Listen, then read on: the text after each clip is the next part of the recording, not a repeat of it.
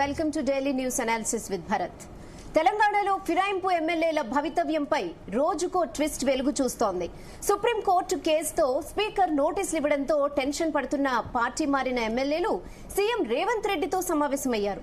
Supreme court తీర్పు, speaker నోటీసులు, next జరగబోయే పరిణామాలపైనే సీఎంతో ఎమ్మెల్యేలు చర్చించినట్లుగా తెలుస్తోంది. ఈ జంపింగ్ ఎమ్మెల్యేల్లో కొందరిపై అనర్హత వేటు ఖాయమని చెప్తున్నారు. ఇక ఎంపీగా కాంగ్రెస్ టికెట్ పై పోటీ చేసిన దానం నాగేందర్ కైతే షాక్ తప్పదని టాక్ వినిపిస్తోంది. ఫిరాయింపు ఎమ్మెల్యేల విషయంలో అసలు ఏం జరగనుంది, సీఎం ఏం అభయం ఇచ్చారు, ఇదే విషయంపై ఎడిటర్ భరత్ అనాలిసిస్ చేస్తారు. So good evening Bharat. Good evening రానా. దానం నాగేందర్ కైతే నిజంగా షాక్ తప్పదంటున్నారు. నిజంగా ఉప ఎన్నికలు జరిగే ఛాన్స్ ఉంటుందంటారా ఈ విషయంపై? అంటే ఇప్పుడు సుప్రీంకోర్టు జడ్జిమెంట్ వచ్చి జూలై 30వ తేదీన వచ్చింది సుప్రీంకోర్టు జడ్జిమెంట్. సో సుప్రీంకోర్టు ఏం చెప్పింది, 3 నెలల్లోపు స్పీకర్ నిర్ణయం తీసుకోవాలని చెప్పింది.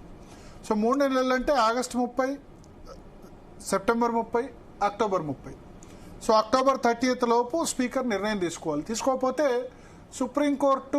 కోర్టు ధిక్కరణ నేరం అవుతుంది. ఇక్కడ మనం ఒకటి చూడాలి, సుప్రీంకోర్టు నిర్ణయం తీసుకోమని చెప్పింది తప్ప పలానా విధంగానే నిర్ణయం తీసుకోమని చెప్పలేదు.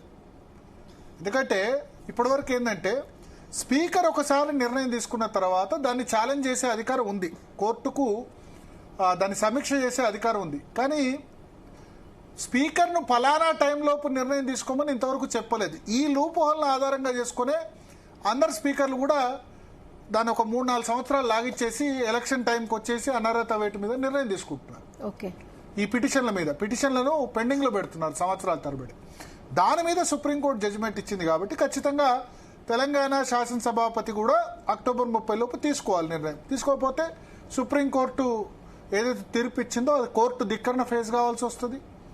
సో అప్పుడు 2 వ్యవస్థల మధ్య సంఘర్షణ అక్కడ దాకా పోతుందని నేను అనుకోను. ఎందుకంటే ఇదే chief justice BR Gavai judgement ఇచ్చిన ఆయన చీఫ్ జస్టిస్.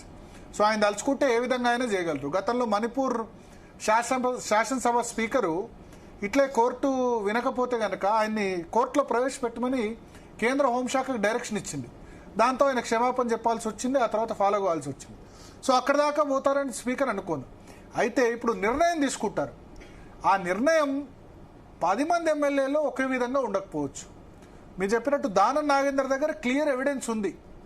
ఆయన ఎందుకంటే బీఆర్ఎస్ నుంచి గెలిచి కాంగ్రెస్ బీఫామ్ మీద పోటీ చేశాడు.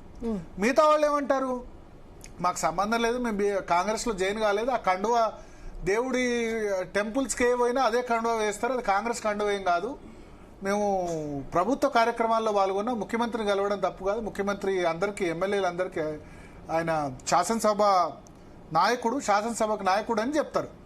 కానీ దానం నాగేందర్ ఆ విధంగా తప్పించుకోజాలరు. సో దానం నాగేందర్కు ఎఫెక్ట్ ఖచ్చితంగా ఉంటుంది. ఒకవేళ స్పీకర్ ఫర్ సపోజ్ ఆయన మీద వేటు వేయకపోయినా సరే ఖచ్చితంగా ఈ హైకోర్టులోనే లేకపోతే సుప్రీంకోర్టులో ఆయనకు రిలీఫ్ దొరకదు, అది క్లియర్. ఇక మిగతా ఎమ్మెల్యేల విషయంలో రకరకాల సాక్ష్యాలు ఉన్నాయి. కడియం శ్రేయర్ ఉన్నారు, ఆయన కూతురు కోసం ప్రచారం చేశారు ఆయన. సో నువ్వు బీఆర్ఎస్ నుంచి గెలిచి కాంగ్రెస్ ఎంపీ అభ్యర్థికి ప్రచారం చేస్తే ఆటోమేటిక్గా నువ్వు వాలంటరీగా నీ మెంబర్షిప్ని పోగొట్టుకున్నట్టే. సో అది క్లియర్ ఎవిడెన్స్ ఉంది. సో కొద్దిమంది విషయంలో ఎవిడెన్స్ ఉంది, కొద్దిమంది విషయంలో లేదు. సో అందుకని స్పీకర్ ఇప్పుడు మొత్తం 10 మంది మీద వేటేయకుండా ఒక 2-3 మీద వేటేసి మిగతా వాళ్ళ దానిలో ఎట్లా, ఒకవేళ వేటు వేయకుండా ఉన్నా సరే ఈ వాళ్ళందరూ కూడా ఏం కోరుతున్నారంటే మీ మాటను నమ్మి వచ్చాం మేము, ఏం కాదు, గతంలో బీఆర్ఎస్ కూడా అయినా జరగలేదు. వాళ్ళు ఏమనుకున్నారంటే బీఆర్ఎస్ శాసనసభ పక్షం కూడా విలీనం అవుద్దేమో, 26 మంది 40 మందికి 26 మంది వచ్చేస్తారేమో అనుకున్నారు. కానీ అది జరగలేదు. సో జరగకపోవడం వల్ల మనం ఏం జరిగిందో చూసాం. ఆ సమయంలో నిజానికి బీఆర్ఎస్ ఎంపీ సీట్లు 0 రావడంతో బీఆర్ఎస్ ఉంటుందా లేదా అన్న పరిస్థితి నుంచి ఆ 10 మంది ఎమ్మెల్యేలు పోయిన తర్వాత మళ్ళీ ఆ ఉన్న ఎమ్మెల్యేలు ఒకళ్ళిద్దరు వెనక్కి కూడా వస్తామన్నారు. కానీ వస్తే కనుక ఆల్రెడీ సుప్రీంకోర్టు పోయారు. పటాన్చర్ ఎమ్మెల్యే గూడెం మైపాల్ రెడ్డి ఉన్నాడు, తర్వాత గద్వాల్ ఎమ్మెల్యే బండ్ల కృష్ణమోహన్ రెడ్డి ఉన్నాడు. ఎందుకంటే కాంగ్రెస్ పార్టీలో వాళ్ళు ఇబ్బందులు ఫేస్ చేస్తున్నారు. అక్కడ ఉన్న నియోజకవర్గ ఇన్ఛార్జీలు వాళ్ళని పని చేసుకుని ఇవ్వట్లేదు, ఇబ్బంది పెడుతున్నారు. అదే బీఆర్ఎస్ లో అయితే సింగిల్ కౌంటర్, కేసీఆర్ చెప్తే ఎవరు మాట్లాడు. కాంగ్రెస్ లో రేవంత్ రెడ్డి చెప్పినా, హైకమాండ్ చెప్పినా మేము కాంగ్రెస్ లో మొదటి నుంచి ఉన్నాం, వీళ్ళు వచ్చి కొత్తగా అయిందని చెప్పి ఆ విధంగా చేస్తారు. సో అందుకని ఇప్పుడు 2 అంశాలు, ఒకటి వాళ్ళ నియోజకవర్గాల అభివృద్ధికి సంబంధించిన అంశాలు ఒకటి, రెండోది ఇతర ఇష్యూస్ స్పీకర్ మీద వేటు పడితే గనక, ఒకవేళ స్పీకర్ వేటు వేయకున్నా అక్కడితో అయిపోదు. నెక్స్ట్ హైకోర్టుకు వెళ్లాల్సి ఉంటుంది. హైకోర్టు క్లియర్గా ఎవిడెన్స్ కనిపిస్తే కనుక హైకోర్టు వాళ్ళలో చాలా మంది మీద వేటు వేసేందుకు అవకాశం ఉంటుంది. తర్వాత సుప్రీంకోర్టు. బట్ ఏదేమైనా ఈ ప్రాసెస్ అంతా కూడా ఒక టైం లిమిట్ పెట్టింది కాబట్టి ఈవెన్ ఇప్పుడు స్పీకర్ అయితే ఖచ్చితంగా అక్టోబర్ 30 లోపు నిర్ణయం ఇవ్వాలి. స్పీకర్ నిర్ణయాన్ని తమకు 10 మంది మీద వేటేయకుండా ఒక 2-3 మీద వేటేసి మిగతా వాళ్ళ మీద వేటేయలేదు అనుకోండి, బీఆర్ఎస్ హైకోర్టుకు వెళ్తుంది. హైకోర్టులో అయినా ఖాయం కదా కొద్దిమంది మీదైనా. సో బై ఎలక్షన్స్ ఫేస్ చేసింది రెడీ ఉండాలి. ఇదంతా కూడా ఏంటంటే ఇప్పుడు జూబ్లీ హిల్స్ బై ఎలక్షన్స్తో పాటు వెళ్లేందుకు కాంగ్రెస్ సిద్ధంగా లేదు. So Jubilee hills by election అయిన వెంటనే దానం నాగేందర్ స్పీకర్ వేటు వేయకముందే తనంతట తాను రాజీనామా చేస్తారని కూడా వార్తలు వినిపిస్తున్నాయి. మాట్లాడదాం. మనతో పాటు హైకోర్టు సీనియర్ అడ్వకేట్ శరత్ గారు ఉన్నారు. శరత్ గారు నమస్కారం అండి. సార్, ఏంటి నిన్న ఈ 10 మంది ఎమ్మెల్యేలు కూడా సమావేశమయ్యారు రేవంత్ రెడ్డితో. సో వాళ్ళ నియోజకవర్గ భవిష్యత్తు, వాళ్ళ భవిష్యత్తు మీకేమనిపిస్తుంది? 10 మందిలో అందరి మీద వేటు వేయాల్సిన కేసా, ఫిట్ ఎనఫా? కొద్దిమంది తప్పించుకుంటారా, కొద్దిమంది ఉంటారా? ఎంతమంది మీద వేటు పడవచ్చు, ఎంతమంది మీద పడకపోవచ్చు?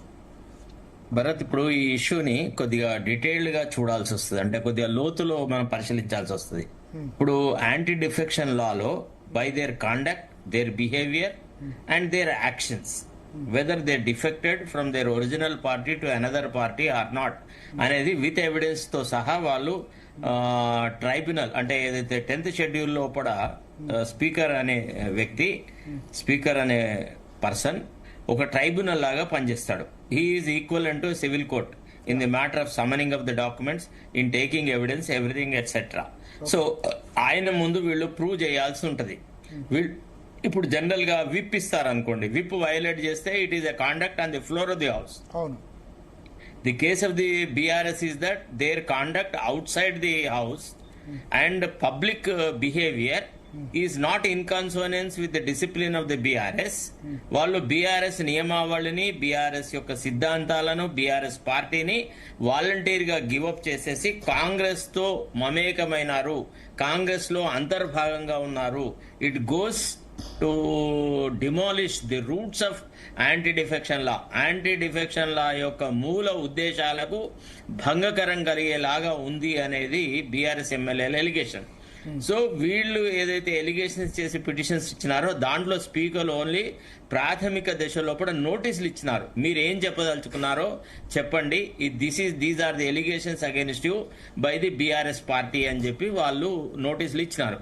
అయితే వీళ్ళకి అంటే మనకి ఇక్కడ ఎందుకు ఇంత రభస జరుగుతుందంటే, గతంలో కూడా బీఆర్ఎస్ ఎమ్మెల్యేలు అంటే టీఆర్ఎస్ ఎమ్మెల్యేలను చీల్చి కాంగ్రెస్ లో చేర్చుకున్నారు డాక్టర్ రాజశేఖర్ రెడ్డి. అప్పుడు ఈ కె సురేష్ రెడ్డి అనే అతను స్పీకర్ గా ఉండే, ఇప్పుడు అతను బీఆర్ఎస్ రాజ్యసభ సభ్యుడు. చూడు పరిస్థితులు ఎట్లా మారుతాయంటే, ఓడలు బండ్ల మీద, బండ్లు ఓడల మీద పోతాయి అని అంటాం కదా. అట్లనే పోచారం శ్రీనివాసరెడ్డి అప్పుడు శాసనసభ స్పీకర్ గా ఉండి కాంగ్రెస్ ఎమ్మెల్యేల చీలికను వాళ్ళ మెర్జర్ ని టిఆర్ఎస్ తోని it is split in the political party అని డిక్లేర్ చేసినాడు. అంటే ఈ ఇన్సిడెంట్స్ జరిగే నాటికి ఇటీవల మహారాష్ట్రలో జరిగినటువంటి ఉదంతం ఏదైతే ఉందో, ఏది ఏక్నాథ్ షిండే వాళ్ళ నేతృత్వంలో ప్రభుత్వం ఏర్పడము, ఉద్ధవ్ ఠాక్రే ప్రభుత్వం కూల్వడము, దీని మీద సుప్రీంకోర్టు తీర్పులు ఇవన్నీ ఏవి లేకుండే.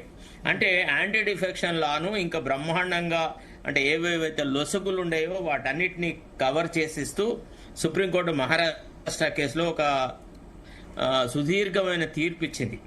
ఆ తీర్పు పర్యవసానం ఏంటిది అని అంటే, ఒక లెజిస్లేచర్ పార్టీ అనేది మెయిన్ పార్టీకి ఒక వింగ్ మాత్రమే. Legislature party has no independent status whatsoever. 2/3 కాదు, 1/4 కాదు, ఎంతమంది పోయినా గానీ వాళ్ళు చేరినంత మాత్రంలోనే పేరెంటల్ పార్టీ డిమినిష్ కాదు. పేరెంటల్ పార్టీకి అనుబంధంగానే లెజిస్లేచర్ పార్టీ ఉండాలి అనేటువంటి ఒక మూల సిద్ధాంతాన్ని ప్రతిపాదించినారనమాట. సో కాబట్టి ఇప్పుడు గతంలో లాగా ఏదైతే Srinivas Reddy as a speaker గా చేసినాడో ఆ ప్రవర్తన ప్రస్తుత స్పీకర్ గడ ఓన్ కాండక్ట్ తోనే చాలా పానిక్ అయి ఉన్నారు.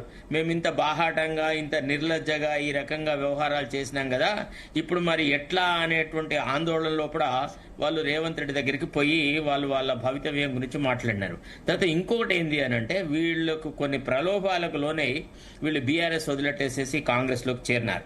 వీళ్ళకి ఇచ్చిన ఎష్యూరెన్సెస్ కొన్ని ఫుల్ఫిల్ కాలేదు, ఇన్ టర్మ్స్ ఆఫ్ మనీ అనుకోండి, ఇన్ టర్మ్స్ ఆఫ్ కాంట్రాక్ట్ అనుకోండి, ఇతరత్రంగాని. రెండోది ఇంకో పెక్యులర్ సిచ్యువేషన్ ఏముంది అని అంటే, కాంగ్రెస్ పార్టీలో గ్రాస్ రూట్ లెవెల్ వర్కర్స్ వీళ్ళ రాకను ఇష్టపడట్లేదు ఎవరు కూడా. ఇప్పుడు ఫర్ ఎగ్జాంపుల్ పటాన్ చెరువు ఉంది, మైపాల్ రెడ్డి వస్తానని అంటే అక్కడ కాటా శ్రీనివాస్ వాళ్ళ వర్గం కానీ, అక్కడే లోకల్ మంత్రి ఉన్నాడు కదా దామోదర్ రాజనరసింహ ఆయన కానీ, ఇట్లాంటి వాళ్ళకి ఏంటంటే తన ముఖ్య అనుచరుడిని బలహీనపరిచేసి ఎవరినో ఒకరిని తీసుకొస్తే ఇతను రేపు భవిష్యత్తులో కూడా రేవంత్ రెడ్డితో బాగా దగ్గరైపోతే నా ఉనికే నాశనం అవుతుంది అనేటువంటి భయము, ఆందోళన, ఆ రకమైన ఆలోచన అక్కడ లోకల్ యూనిట్స్లలో ఉందన్నమాట. సో వీళ్లను ఎవరైతే ఈ పార్టీ మార్చి వచ్చి కాంగ్రెస్ లో చేరినారో వీళ్లను ఒక ఎట్లా అంటే ఒక గుర్రాల గుంపులో గాడిదలాగా చూస్తా ఉన్నారు. వీళ్ళని అసహ్యించుకుంటున్నారు, వీళ్ళని పార్టీ కార్యక్రమాలలోకి రానివ్వట్లేదు, వేదికలు ఎక్కనివ్వట్లేదు, ఏ ఫంక్షన్ కూడా ప్రభుత్వ పరంగా జరిగే ఫంక్షన్స్లలో వీళ్ళ పట్ల సవితి తల్లి ప్రేమనే చూపెడతా ఉన్నారు. సో ఈ దశలో వీళ్ళు మా భవితవ్యం ఏంది, నిన్ను నమ్ముకొని మేము వచ్చినాము, మేమందరం గతంలో కాంగ్రెస్ వాళ్ళమే కానీ వివిధ కారణాల వల్ల బీఆర్ఎస్ లోకి పోయినాము, మళ్ళీ మేము మాతృ సంస్థలోకి వచ్చినాము. సో మా మాతృ సంస్థలోకి వచ్చిన మా రాకను మీరు ఆహ్వానించకపోగా మా పట్ల జరుగుతున్న వివక్షను మీరు కర్టేల్ చేయలేకపోతున్నారు సభానాయకుడుగా. పోనీ మాకు ఇంకే రకంగానైనా లాభం జరిగిందంటే మా నియోజకవర్గాల అభివృద్ధి అనే నెపంతో మేము వచ్చి కాంగ్రెస్ పార్టీలో చేరినాము.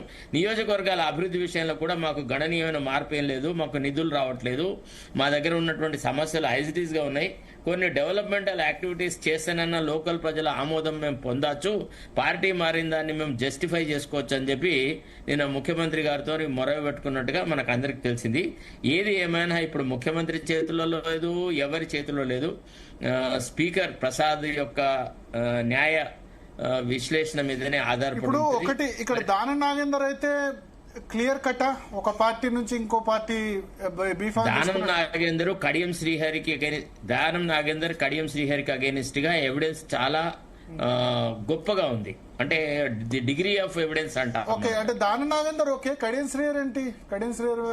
Kadiyam Srihari behaviour, Kadiyam Srihari condemnation, Kadiyam Srihari talking, even నిన్నగాక మొన్న కడియం శ్రీహరి ఒక మాట అన్నాడు, ఏమని, కవిత లిక్కర్ స్కామ్ లో చేరడం వల్లనే నేను పార్టీకి రాజీనామా పెట్టా అని ఓపెన్ గా స్టేట్మెంట్ చేసి పారేసినాడు.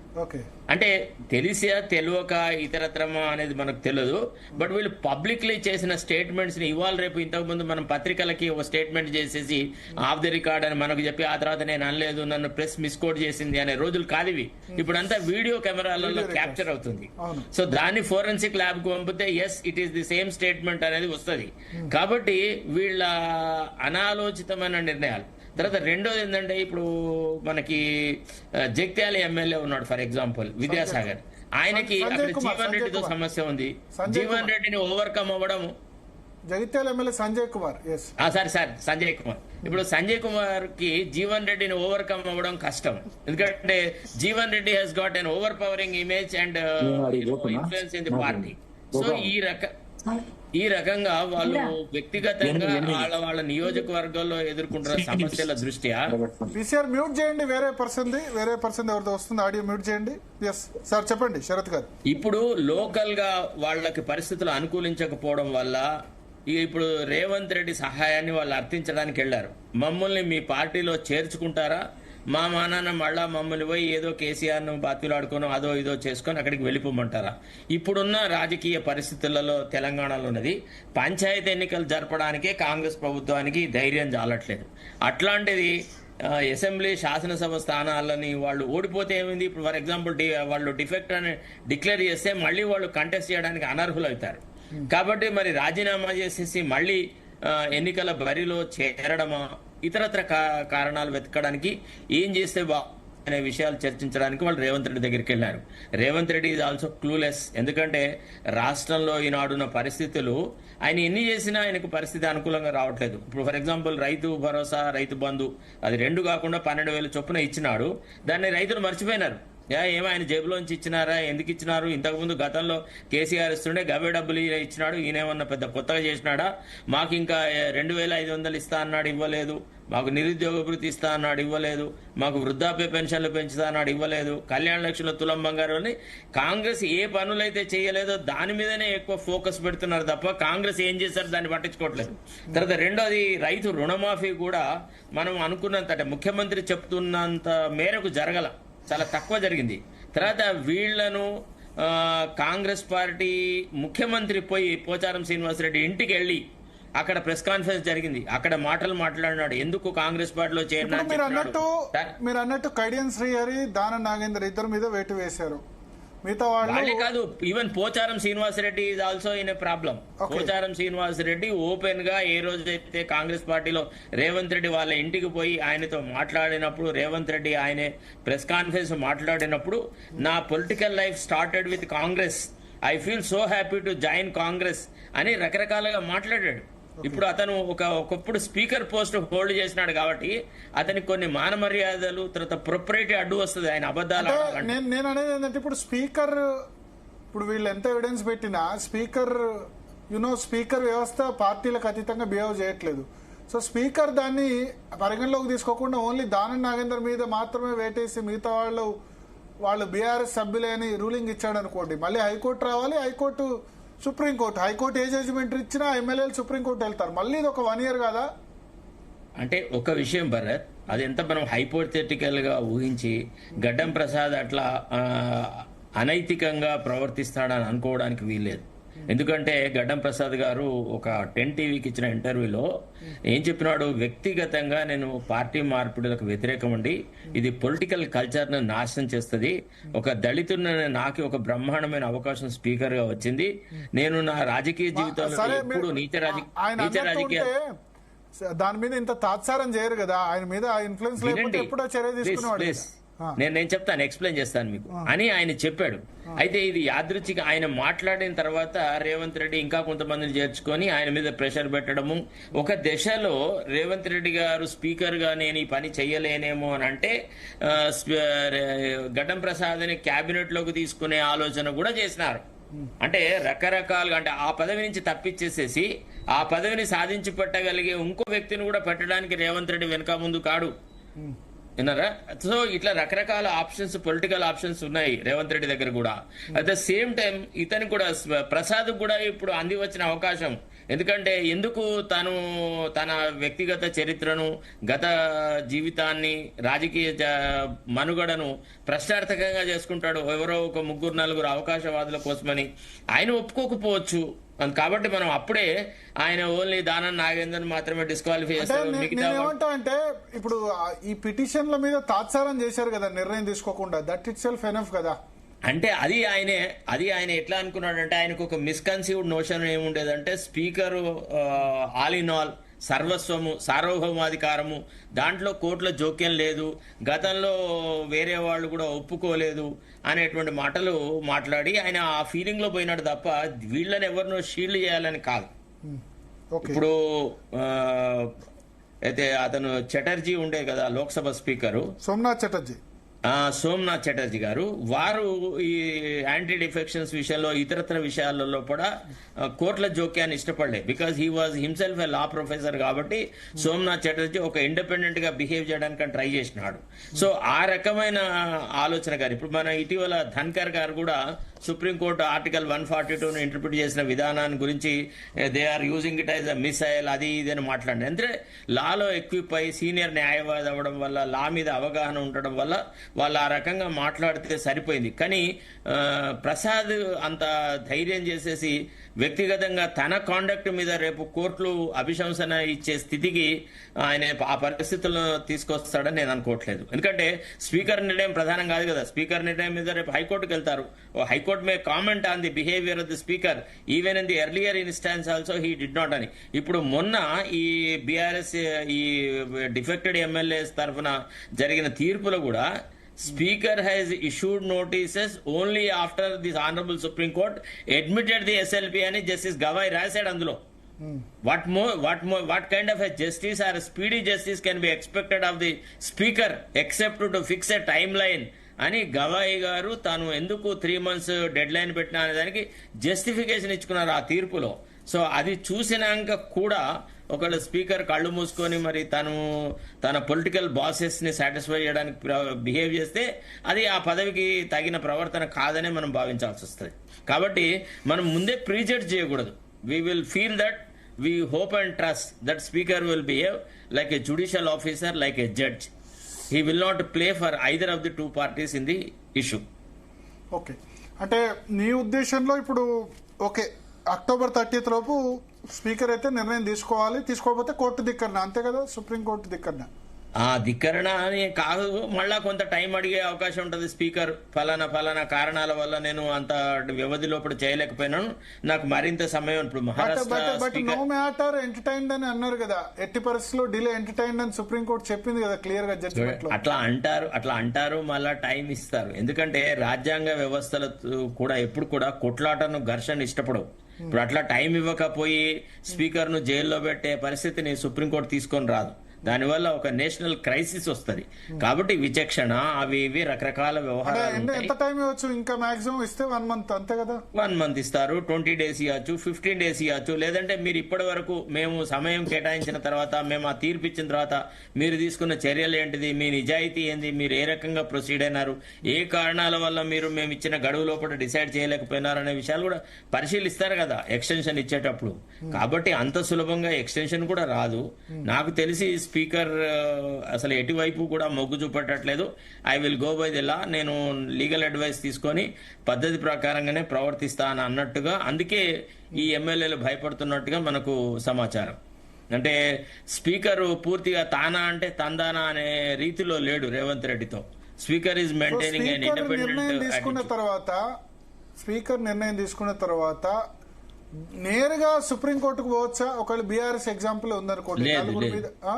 లేదు. ఇప్పుడు వాళ్ళు ఏమంటారంటే because the other party will lose an opportunity. So కాబట్టి వాళ్ళు హైకోర్టుకు నెసెసరీగా రావాలా, హైకోర్టులో మళ్ళీ కేసు వేసి హైకోర్టులో తీర్పు ఏదైనా వస్తే దాని మీద సుప్రీంకోర్టుకు రావాలి. స్పీకర్ నిర్ణయాన్ని other parties can challenge in high court. అంతే, కంపల్సరీగా హైకోర్టులోనే ఛాలెంజ్ చేస్తారు. ఇప్పుడు వేటుపడ్డ ఎమ్మెల్యేలు కూడా వాళ్ళు మళ్ళీ హైకోర్టులో ఛాలెంజ్ చేయొచ్చు. చేస్తారు, కంపల్సరీ చేస్తారు. ఇది ఇక్కడితో కాదు, ఇది ఈ అంశం అంతా తీరాల్సింది ఓన్లీ సుప్రీంకోర్టులోనే. సుప్రీంకోర్టు మాత్రమే ఈ డిఫెక్టెడ్ ఎమ్మెల్యేల భవితవ్యాన్ని పర్మనెంట్ గా తేల్చగలదు. దాని పర్యవసానం కూడా స్పీకర్ మీద కొంత ప్రభావం పడుతుంది. స్పీకర్ ఆఫీస్ అనేది కొన్ని సందర్భాల్లో, ఇప్పుడు మహారాష్ట్ర కేసులో డైరెక్ట్ గా సుప్రీంకోర్టు విచారించింది కదా. మహారాష్ట్ర ఉదంతం వేరు. మహారాష్ట్ర ఉదంతం లోపల కొన్ని సంఘటనలు ఎట్లా జరిగినాయంటే సుప్రీంకోర్టు దాన్ని ఒక ఎక్స్ట్రాడినరీ కేసు కింద ట్రీట్ చేసింది. ఒక పార్టీని, ఒక ముఖ్యమంత్రి స్థాయిలో ఉన్న వ్యక్తిని ఆయనకు అవకాశాలు ఏవి ఇవ్వకుండా ఆయనను ఏకాకిం చేసినారు అని. తర్వాత లెజిస్లేచర్ గవర్నరు తన బాధ్యతలను మరిచి సెషన్ ను కన్వీన్ చేసినాడు. అప్పుడు అవసరం లేకుండే. తర్వాత ఇంకోటి ఏంది, నీకు బొమ్మాయి కేసులో సుప్రీంకోర్టు ఏం చెప్పింది, the test of majority must be conducted on the floor of the house, not on the lawns of Raj Bhavan అని అన్నారు. సో కాబట్టి అక్కడ కొన్ని వయలేషన్స్ ఉండే. That is an extraordinary situation. This is not one such. ఇట్లా defect అవ్వడం ఎమ్మెల్యేలు అట్లా ఇట్లా చాలా చోట్ల జరుగుతూ ఉన్నారు. దీన్ని ఆ స్థాయికి ఎలివేట్ చేయలేము అనమాట. ఒకసారి మనతో పాటు పైడి రాకేష్ రెడ్డి గారు, ఆర్మూర్ ఎమ్మెల్యే, బీజేపీ నేత, ప్రస్తుతం ఫోన్ లైన్ లో సిద్ధంగా ఉన్నారు. రాకేష్ రెడ్డి గారు, నిన్న సీఎంతో ఎమ్మెల్యేల మీటింగ్ జరిగింది. కాంగ్రెస్ పార్టీకి సంబంధించి 10 మంది ఫిరాయింపు ఎమ్మెల్యేలు, బీఆర్ఎస్ నుంచి ఫిరాయించిన ఎమ్మెల్యేల మీటింగ్ జరిగింది. కాంగ్రెస్ పార్టీకి ఎమ్మెల్యేలా, బీఆర్ఎస్ పార్టీకి? కాంగ్రెస్ పార్టీ ఎమ్మెల్యేలే మనం అంటాం. వాళ్ళు కాదు అని చెప్తే మాత్రం మనకు కండువాలు కప్పుకొని బయటలు ఇచ్చి మీడియాలలో మేము కాంగ్రెస్ లో నియోజకవర్గ అభివృద్ధికి ఏరియా అన్న తర్వాత పిల్లి కళ్ళు పూసుకొని పాలు తాగితే మనం కూడా కాంగ్రెస్ పార్టీ ఎమ్మెల్యేలు అనడంలో సందేహం ఉంది. బీఆర్ఎస్ నుంచి అందుకనే ఫిరాయింపు ఎమ్మెల్యేలని అంటారా, నో డౌట్. ఒకటే భరత్ గారు, నేను ముందు నుంచి, అంటే నేను కొత్తగా కావచ్చు రాజకీయాలకు, కానీ రాజకీయాలకు ఎమ్మెల్యేకి ఎన్నికైనప్పటి నుంచి మొదటి నుంచి అంటున్నాను, ఇట్లాంటి నైతిక విలువలు లేని నాయకుల వల్ల తెలంగాణ సమాజం తలదించుకుంటుంది. నేను ఎవరిని ఒక్కరిని వ్యక్తిగతంగా మాట్లాడలేదు భరత్ గారు. అసలు తెలంగాణ అర్థం లేకుండా చేసిన రాజకీయ నాయకులు తయారయ్యారు తెలంగాణలో. అసలు తెలంగాణ ఎందుకు వచ్చింది, ఎవరి గురించి తెచ్చుకున్నాము, ఈ పార్టీ ఫిరాయింపుల గురించా? రాజకీయాలలో మార్పులు చేరొచ్చండి, అంటే పార్టీలు మారచ్చు, తప్పేం లేదు. అది మన ఒక ప్రజాస్వామ్యంలో ఉన్న ఒక అవసరం అనుకుంటాం.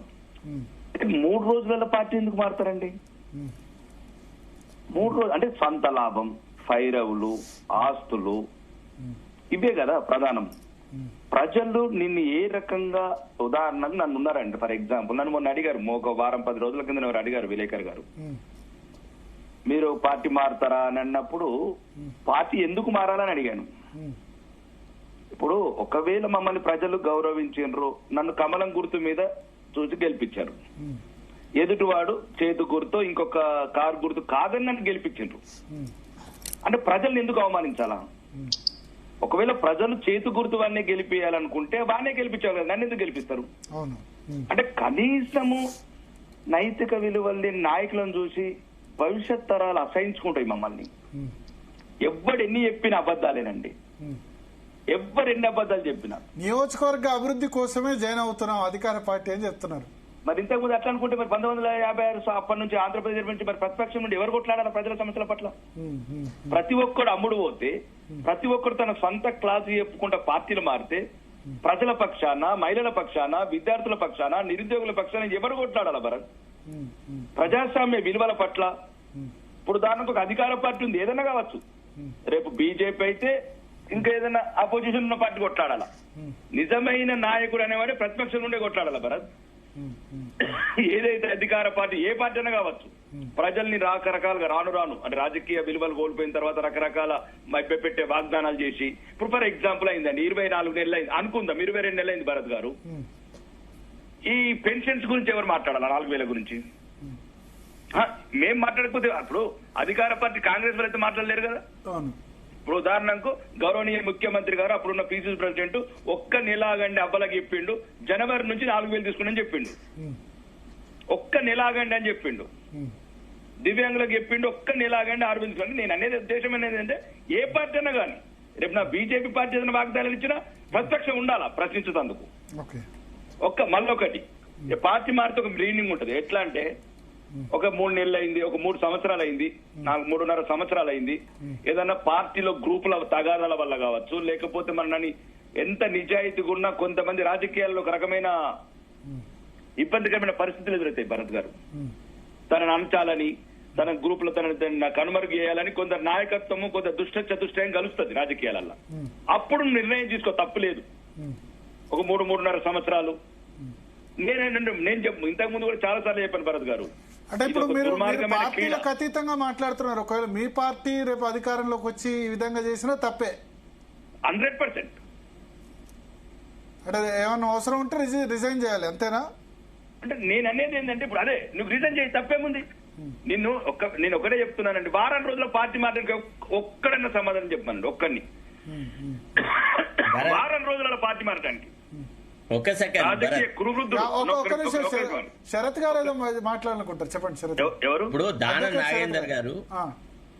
నాగేందర్ గారు ఒకప్పుడు ఇట్లనే పార్టీ మారినప్పుడు తన శాసనసభ స్థానానికి రాజీనామా చేసి ఆసిఫ్ నగర్ రాజశేఖర రెడ్డి దగ్గర చేరినాడు, మళ్ళీ ఎన్నికలను కంటెస్ట్ చేసినాడు, ఓడిపోయినాడు. అంటే నీతి గల ప్రవర్తన అనేది ఆయనకు తెలియంది కాదు, తెలిసి ఈసారి అవకాశవాద రాజకీయం చేసినాడు అనేది నా మాట. అంటే ఇప్పుడు కొత్త పాలిటిక్స్ వచ్చాయి కదా 2007 నుంచి. 2007లో మనం ఇప్పుడు బీఆర్ఎస్ అనే కాదు, 2007లో అప్పుడు రాజశేఖర రెడ్డి ఉన్నప్పుడు ఆ 9 మంది ఎమ్మెల్యేలు బీఆర్ఎస్ లో గెలిచి కాంగ్రెస్ పార్టీ కూటమిగా చేశారు, ఆ తర్వాత బీఆర్ఎస్ చేసింది. భరత్ గారు ఇలా ఒక చిన్న సబ్మిషన్ ఏంటంటే, మాలాంటి రాజకీయ అవగాహన లేని వాళ్ళు, లేకపోతే రాజకీయాల మీద ఎటువంటి లేవు, కానీ 5-6 సార్లు ఎమ్మెల్యేలు పార్టీ మారడం ఏంటండి? ఇంకేం సాధిస్తారు వచ్చేటప్పుడు? 5-6 సార్లు ఎమ్మెల్యేలు కాదు, విలీనం చేసిన స్పీకర్ కూడా పార్టీ మారాడు, పోచారం శ్రీనివాస్ రెడ్డి. ఇప్పుడు 75 సంవత్సరాలు ఆయన రాజకీయ జీవితంలో మచ్చ కదా. నేను వ్యక్తులను పేరు పెట్టట్లేదు భరత్ గారు. నేను చెప్తున్నా, తెలంగాణ సమాజం తలదించుకునేలాగా ప్రవర్తిస్తున్న రాజకీయ నాయకులని ప్రజలే నిలదీయాలి. ప్రజల చేతిలోనే సమాధానం ఉంది. ఇట్లా పార్టీ మారినోడన్నా గెలిపించుకుంటూ పోతేనే సిగ్గు బిడియం ఏమీ లేకుండా పార్టీలు మారుతున్నారు భరత్ గారు. ఎటువంటి విలువలు లేని నాయకులను ప్రజలే తిరస్కరించాలా, అక్కడనే సరైన సమాధానం దొరుకుతుంది. ప్రతి ఒక్కరు 4 సార్లు పార్టీ మారిండు. నేను ఏమంటున్నా పార్టీ అంటే ఇప్పుడు ఓడిపోయిన తర్వాత మహాత్మవేర్ గారు గెలిచి అధికార పార్టీలోకి ఫిరాయించడమే ఇబ్బంది. అరే నైతిక విలువలు నేర్పాల్సిన వాళ్ళు, రాజ్యాంగం గురించి అన్ని తెలిసిన వాళ్ళు ఒక వారం రోజుల పార్టీ మారితే, నేను అనేది వ్యక్తులను అంటలేను, భవిష్యత్ తరాలు మమ్మల్ని అసహించుకుంటాయి అంటున్నా. రాజకీయాలు ఉంటాయండి, రాజకీయాలు ప్రతిదీ స్వలాభము, స్వార్థము, ఇదంతా ఇదే. ఏమైతుంది ఇప్పుడు ఒకటి భరత్ గారు, దీనికి ఇంకొక కారణం కూడా ఉంది. అధికార పార్టీ ఎక్కువ దీంట్లో ఒక భాగం ఉంది. ఎందుకంటే ఇప్పుడు మేము ఉన్నాము, మాకు ప్రోటోకాల్ ఉండదు. ఆడెవరో ఇన్ఛార్జ్ అని పెడతారు.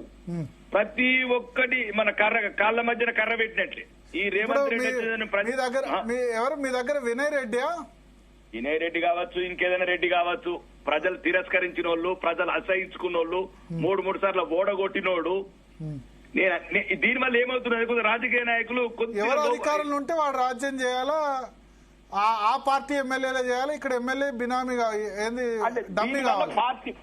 ఏమంటున్నా భరత్ గారు, దీని వల్ల ఏమైతుందంటే కొందరు పోరాట శక్తి లేని వాళ్ళు ఎందుకంటే తలకాయ నొప్పి. ఇప్పుడు ఉదాహరణకు ఫర్ ఎగ్జాంపుల్ అంటే బాన్స్వాడ ఉంది అనుకుందాం, అనంతకుముందు ఏనుగు రవీందర్ రెడ్డి గారు ఉంది ఇన్ఛార్జ్. ఈయన రాగానే ఈయన నడుస్తుంది. మళ్ళా ఏమైతుంది, ప్రజల గురించి కొట్లాడదాం 3 ఏళ్ళు ఏమైతుంది. ఇప్పుడు మనము ప్రజాస్వామ్యయుతంగా ఎన్నికైన శాసనసభ్యులం అండి. పోరాటం లేకపోతే ఎందుకు ఈ సన్నాసులకు? ఎవరైనా సరే ఒకసారి మాజీ మంత్రి శ్రీనివాస్ గౌడ్ మీరు లైన్ లో ఉండండి. మాజీ మంత్రి శ్రీనివాస్ గౌడ్ గారు జాయిన్ అయ్యారు. శ్రీనివాస్ గౌడ్ గారు నమస్తే. భరత్ గారు నమస్తే. ఇప్పుడు పార్టీ ఫిరాయింపులకు సంబంధించి ఎమ్మెల్యేలు నిన్న అంతా కూడా రేవంత్ రెడ్డి కలిశారు. మీ జిల్లాకు సంబంధించి కూడా ఉన్నారు గద్వాల ఎమ్మెల్యే బండ్ల కృష్ణమోహన్ రెడ్డి. సో ఆయన మళ్ళీ ఇటువైపు వస్తానికి అసెంబ్లీలో కలిసినట్టున్నారు కేటీఆర్ ను, మళ్ళీ తర్వాత అటుపోయినారు, అక్కడ ఇబ్బందులు ఎదుర్కొంటున్నారు. ఉన్నాయా ఎనఫ్ ఎవిడెన్స్? ఆయనేమో నేను ఇంకా కాంగ్రెస్ మెంబర్ అనే బీఆర్ఎస్ మెంబర్ అనే చెప్తున్నారు. ఆయన పోలీస్ స్టేషన్లో కంప్లైంట్ కూడా ఇచ్చినట్టున్నారు, నా ఫోటోను కాంగ్రెస్ వాళ్ళు వాడుకుంటున్నారు ఫ్లెక్సీలో అని చెప్పి. నిన్న మీడియా ద్వారా భరత్ గారు ముఖ్యమంత్రి గారు పిలిచిండు, ఫిరాయింపు అందరూ పిలిచిన అన్నప్పుడు అదొక ఎవిడెన్స్. ప్రజలు పిచ్చోళ్ళు కాదు కదా జనరల్ గా. కారణాలు ఎవరు రానున్నది కూడా కారణాలు కూడా చెప్పారు. కళ్యాణ్ సిఆర్ గారు కావచ్చు, ఇంకెవరైనా గారు. కనుక వాళ్ళందరూ పోయినరు. కానీ పోయిన వెంటనే వాళ్ళకి గౌరవం ఉంటది. మేము పోలేని గౌరవం ఉండదు ప్రజలల్లా. అంటే ప్రజలు ఇంకా పిచ్చోళ్ళ గుడ్డోళ్ళ. కానీ మరి నీవు నేర్పిన విద్య నీరజాక్ష అంటే ఇది బీఆర్ఎస్ నేర్పిన విద్యనే. ఇదంతా కూడా 2014లో మీరు 8 మంది ఎమ్మెల్యేలు తీసుకుంటారు కాంగ్రెస్ నుంచి. సరే 2014లో అంటే మీ ప్రభుత్వానికి థ్రెట్ ఉంది అని యాక్సెప్ట్ చేశారు జనం. 2018లో 88 మంది ఎమ్మెల్యేలు గెలిచిన తర్వాత, 89 మంది ఎమ్మెల్యేలు గెలిచిన తర్వాత కూడా ఇంకా సరిపోరని ఇంకా 14 మందిని తీసుకొని అసలు ఆపోజిషన్ లేకుండా చేద్దామంటే మీరు ఆపోజిషన్లో పడ్డారు. ఇప్పుడు మిమ్మల్ని కూడా అనరా భరత్ గారు? అది తప్పుదమే. నేను నా వ్యక్తిగతంగా అయితే మేము చేసిన పొరపాటే మాకు కలిగింది. అది ఇబ్బంది అయింది. ఆ 12 మంది తీసుకొని లేకుంటే మేము యాక్చువల్ గా వాళ్ళ నుంచి ప్రాబ్లం అయింది. అయితే ఏనండి తెలంగాణ ఉద్యమంలో ఉద్యమాన్ని ఖతం చేయాలని చెప్పి ప్రతిసారి గెలిచిన వాళ్ళందరూ తీసుకుంటారు. వాళ్ళు చేసింది ఫస్ట్ కాంగ్రెస్ నాయకులకు శ్రీనివాస్ గౌడ్ గారు హ్యాట్స్ ఆఫ్ చెప్తున్నాను మీకు. ఎందుకంటే మేము చేసేది తప్పిదని యాక్సెప్ట్ చేశారు కదా. నేను మీకు జీ తెలుగు న్యూస్ తరపున నేను హ్యాట్స్ ఆఫ్ చెప్తున్నా. ఎందుకంటే మీ ప్లేస్ లో వేరే బీఆర్ఎస్ వాళ్ళు ఉంటే మాది విలీనము, రాజ్యాంగబద్ధం, అది తొక్క తోలని మాట్లాడేవాళ్ళు. అందుకని నేను చెప్తాను మీకు హ్యాట్స్ ఆఫ్. ఎందుకంటే తప్పు మీరు తప్పు చేశారు కాబట్టి ప్రజలు ఆ విధంగా మీరు ఓడిచ్చారు. ప్రతిపక్షం ఎస్ మేము తప్పు చేసామని యాక్సెప్ట్ చేయకుండా వేరే కారణాలు కాదు. ఇస్తాను శరత్ గారు ఒక్క నిమిషం. శ్రీనివాస్ గౌడ్ గారు నన్ను మాట్లాడినివ్వండి. ఒకటి 12 మంది తీసుకోకుండా 2 కారణాలు చెప్తా. మేము మంత్రి పదవులు కూడా వేరే వాళ్ళకి, కొత్త వాళ్ళకు, పనిచేసిన వాళ్ళకి ఇచ్చేవాళ్ళము, అవసరం లేని వాళ్ళు కదా. ప్లస్ కొత్త నాయకత్వము నెక్స్ట్ వాళ్ళు గెలిచేవాళ్ళు. రకరకాల మార్పులు ఉన్నాయి. అంటే 100 కారణాలు ఇదో కారణం అనుకోండి. అవును. యాక్చువల్ గా ఏంది 2014 మేము చేసింది కరెక్టే. ఆ రోజు పార్టీని మింగాలని చూసిండు. ఆ రోజు ఉన్న పరిస్థితులలో కంపల్సరీ కేసీఆర్ గారు తెలంగాణ బతికించుకోవాలని చేసిండు. అంతకుముందు మా పార్టీని కథం చేయాలి, తెలంగాణ వాళ్ళు లేకుండా చేయాలని ఇబ్బందులు చేసిండు. అక్కడ ఉన్న పెద్ద మనుషులకు అందరూ తెలుసు. అనేక అప్పుడు ఎవరు రాష్ట్రాలు ఆబ్జెక్ట్ చేయలేదు, కాంగ్రెస్ ఎందుకంటే పార్టీ- ఓటుకు నోటు- కాదు సార్, భరత్ గారు, కాంగ్రెస్ పార్టీలో చాలా రాష్ట్రాలు మీరు చూడండి. ఇప్పుడు టైం లేదు కనుక చెప్తున్నా. దాదాపు 4-5 రాష్ట్రాల్లో మంచి మెజార్టీ ఉన్నా కూడా కాంగ్రెస్ పార్టీని ఖతం చేశారు. అందుకే రాహుల్ గాంధీ గారు ఏం చెప్పిందంటే పార్టీ ఫిరాయింపుల మీద ఖచ్చితమైనటువంటి చర్యలు తీసుకోవాలని చెప్పింది. అట్లా అయితే వాళ్ళు చెప్పింది పాటిస్తేనేమో ఈ రోజు వాళ్ళకి మంచి గౌరవం ఉంటది. ఇప్పుడు వాళ్ళు పిలుస్తున్నారు పార్టీ ఫిరాయింపులని, వాళ్ళు పోతున్నారు. ఎందుకు ఏంటంటే వాళ్ళు ఏం చెప్పట్లేదు, లేదు ఫిరాయించలేదు మేము పోలేదు అంటున్నారు. అంటే ప్రజలను కన్ఫ్యూజ్ చేసి ఇవ్వాలి, రేపు ఎవరు కన్ఫ్యూజ్ కాదు. ఎందుకంటే అందరు సోషల్ మీడియా వచ్చింది, ఆడ దగ్గిని కూడా తెలుస్తుంది మొత్తం టోటల్ గా. మీరు కాదంటే ఎవరు నమ్మే పరిస్థితి ఉండదు అక్కడ. కనుక పెద్ద మనుషులు పోచారం లాంటి వాళ్ళు కూడా, స్పీకర్ పదవిలో ఉన్నటువంటి వాళ్ళు కూడా వాళ్ళు ఏం చెప్పుకోలేకపోతున్నారు. చరిత్రలో ఒక పెద్ద మత్స్య వాళ్ళకి టోటల్ గా మత్స్య అనమాట. అయితే అది ఏదో ఒక దగ్గర పులి స్టాప్ పడాలంటే పెద్ద చట్టమే తేవాలా. ఈ జాతీయ పార్టీలు దేశాన్ని, ఈ జాతీయ పార్టీలు ఎక్కువ కాంగ్రెస్ కావచ్చు, బీజేపీ కావచ్చు, ఈ కూటమిలే పరిపాలించే భారతదేశాన్ని. ఖచ్చితమైనటువంటి చట్టం తేవాలి. ప్రజలు ఏదో ఓటేస్తారు, వాళ్ళ విధానాలు నచ్చి ఓటేస్తారు. నువ్వు విధానాలు నచ్చి ఓటేస్తే నువ్వు అమలవుతే నువ్వు ఏమైపోతుంది? రాజ్యాంగంలో ఇప్పుడు కొన్ని వెసులుబాట్లు అంబేద్కర్ గారు కూడా అంతబట్టింది అయింది. ఇమ్మీడియట్ గా డిస్క్వాలిఫై చేసి క్రిమినల్ యాక్షన్ వాళ్ళు ఫ్యూచర్ లో మళ్ళా పార్టీలో నిలబడదు రాజకీయంగా. అటువంటిది తీసుకొస్తేనే వీళ్ళు భయం లేకుండా, లేకపోతే చిన్న లొసుగుల్లో కూడా దాన్ని పెట్టుకొని దాని ద్వారా బయటకు వస్తారు. స్పీకర్ కు అధికారాలు కావచ్చు, దానిలో ఏం చేయాలండి. సుప్రీంకోర్టు ఇచ్చిన జడ్జిమెంట్ కూడా విలువ ఉండదు. సుప్రీంకోర్టు ఇచ్చిన జడ్జిమెంట్ ప్రకారం కూడా నడవరు. దాన్ని ఏదో రకంగా వక్రీకరించుకొని మాకు పవర్ ఉంది కదా అంటారు. ఖచ్చితంగా అలాంటి పవర్ దేశానికి నాశనం. మా పార్టీ కావచ్చు, ఈ పార్టీ కావచ్చు, ఎవరికైనా నష్టమే. అది ప్రజాస్వామ్యంలో అతి భయంకరమైనది. ఇది డెమోక్రటిక్ కంట్రీ. ఇది ప్రజలు ఓట్లు వేస్తే పరిపాలన జరగాల. ప్రజలు ఎందుకు ఓటు వేస్తారు? ప్రభుత్వ విధానాలు, పార్టీ విధానాలు నచ్చి ఓటేస్తారు. నువ్వు వచ్చిన తర్వాత వద్దనుకున్నాడు కూడా వాళ్ళు రిజెక్ట్ అయింది అనుకో, ఏముంటది? ప్రజాస్వామ్యం విలువలే ఉండవు. కనుక మేము ఆ రోజు రాష్ట్రాన్ని తెచ్చుకున్నాం కనుక రాష్ట్రంలో ఉన్న కావాలనేటువంటి ఆతృతతో మనల్ని మింగేటట్లున్నారు, ఉన్నది పోయేటట్లు అని చెప్పి 2014లో చేయడం జరిగింది. 2019లో చేయాల్సిన అవసరం లేకుండే. ఇక పార్టీల దాదాపు కొన్ని రకరకాలుగా ఒత్తిళ్లు ఉంటాయి, రకరకాలుగా చెప్పుకునేటట్టు ఉంటాయి. ఆ 100 కారణాలు ఇదో కారణం నేను చేసినటువంటిది కూడా. ఫ్యూచర్ లో ఎవ్వరు చేయకుండా మాత్రం ఖచ్చితంగా చేయాలా. ఇలా ఆగిపోవాలంటే అంటే ఇప్పుడు ఫిరాయించిన వెంటనే 2-3 రోజుల్లోనే, వారం రోజుల్లోనే వేటు పడుతుంది అనే విధంగా రావాలి నా ఉద్దేశంలో. ఎందుకండి ఇప్పుడు చూడండి, ఎలక్షన్ పెట్టాలి, ప్రజలు అందరిని ఓడించాలి. అప్పుడు నెక్స్ట్ కూడా ఆ పని చేయడు. తర్వాత చట్టం చేయాలి, భయంకరంగా ఇవ్వాలి. ఇట్లా పార్టీ ఫిరాయించినంటే మాత్రం డిస్క్వాలిఫై చేయడమే కాదు, పొలిటికల్ గా అనర్హులు అనేట్లా పెట్టాలి. పెడితేనే చట్టాలు, కఠినమైనటువంటి చట్టాలు ఉంటేనే. ఇప్పుడు ఎన్నో ఆత్మహత్యలు అవుతున్నాయి, తర్వాత మహిళలపై దాడులు జరుగుతున్నాయి, అట్రాసిటీ కేసులు అవుతున్నాయి, రకరకాల విధ్వంసం జరుగుతూ ఉన్నాయి. నిజామాబాద్ లాంటి జిల్లాలో వాళ్ళు మొత్తం కుల వృత్తులను నిషేధించిన పరిస్థితులు ఉన్నాయి. విలేజ్ కమిటీల పేరు మీద ఎన్నో దుర్మార్గాలు జరుగుతూ ఉన్నాయి. కనుక బాబాసాహెబ్ అంబేద్కర్ కూడా అందుబాటులోవి ఇంకా జరుగుతూ ఉన్నాయి, వెలుగులోకి రావట్లేదు. కనుక ఎప్పుడే చట్టాలు, కఠినమైనటువంటి చట్టాలు ఉంటాయి తప్ప వేరే దేశాల్లో దొంగతనం చేస్తే ఏళ్ళు నరికేస్తారు, చేయి నరికేస్తారు, అటువంటి కంట్రీస్ ఉన్నాయి. వాడేసిపోతే కూడా ముట్టుకోడు, అరే వద్దురా బాబా, దొంగతనం కూడా కావు, అటువంటి పరిస్థితి ఉండదు. కనుక ఈ రోజు ఖచ్చితమైన చట్టాలు ఈ దేశానికి వస్తుంది. ఎందుకంటే హైలీ పాపులేషన్ ఇండియాలో, వరల్డ్ లో హైయెస్ట్ పాపులేషన్ అయింది కనుక ఈ పాపులేషన్ కంట్రోల్ చేయాలంటే ఖచ్చితంగా భయం, భక్తి అనేది ఖచ్చితమైనటువంటి చర్యలకే ఉంటుంది తప్ప ఉట్టుటి ఏముండవు. ఇలా ఎలక్షన్లు మళ్ళీ పెట్టిన ఒకటి గెలిచి చూసినావా బిడ్డని ఎట్లా పోయినా గెలుస్తా అనే ధీమా ఉంటుంది. కనుక కూకటి వేలతో పీక్ పడేయాలంటే మాత్రం దీని తర్వాత మరి ఖచ్చితంగా చట్టం ద్వారానే చేయగలుగుతాం. శరత్ గారు ఏం చెప్పాలనుకున్నారు?